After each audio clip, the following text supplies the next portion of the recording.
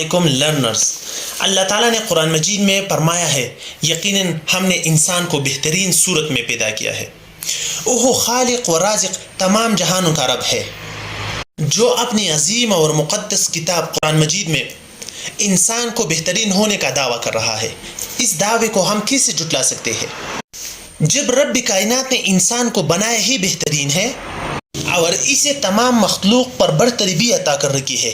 تو کیسے ممکن ہے کہ وہ بنی آدم کے لیے رکاوٹوں سے راستہ نہ نکالے؟ ایسی مایوسی چھوڑ دیں۔ ہم انسان اپنی تمام سستیوں کا ذمہ دار مقدر کو ٹھہراتے ہوئے آپ ایک لمحے کے لیے بھی یہ سوچنے کو تردید نہیں کرتے کہ اصل قصوروار تو ہم خود ہیں، پھر ساری زندگی ناکامیوں کا رونا روتے گزار دیتے ہیں۔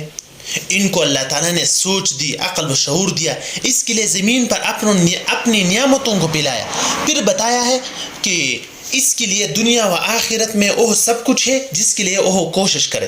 ہم دیکھتے ہیں کہ وہ افراد جو کامیاب زندگی گزار رہی ہے وہ انہیں یوں نہیں ملی ہوتی، انہوں نے سخت محنت اور تگ و دو کے بعد اپنے خوابوں کو پایا ہوتا ہے۔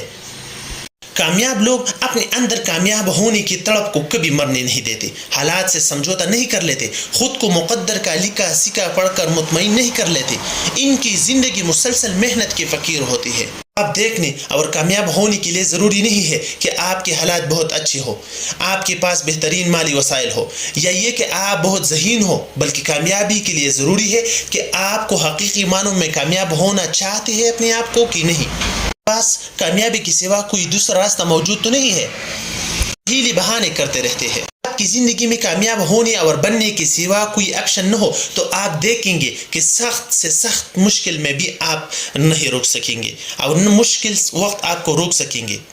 آپ کو کبھی اپنی مرضی کے حالات اور ماحول نہیں مل سکتا، آپ کو ہر حال میں محنت کرنی پڑتی ہے، خود کو تکانا پڑتا ہے، ہر مشکل پر مضبوط بننا پڑتا ہے۔ اگر آپ جھک گئی، رک گئی اور خود کو حالات کے حوالے کر دیا تو یاد رکھ آپ کبھی آگے نہیں بڑھ سکیں گے۔